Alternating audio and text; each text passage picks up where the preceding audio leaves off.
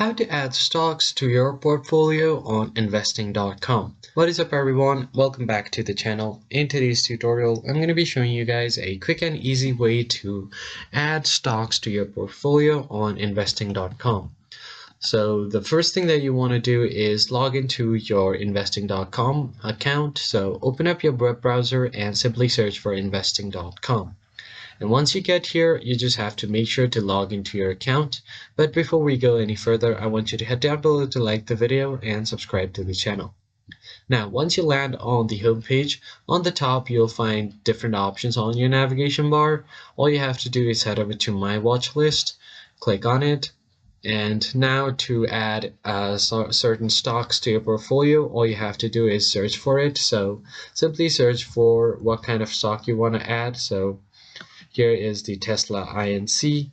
I'm just going to click on it, and once you do that, you can simply add it to your watch list. So just click on the stock that you want to add, and then it will be added to your watch list. So as you can see here, this has been added to my watch list. So if you want to add anything else, for example Bitcoin, I'm just going to click on it, and then it will be added to my watch list. So it's as easy as that. I hope you found this tutorial helpful. I'll see you guys on the next one.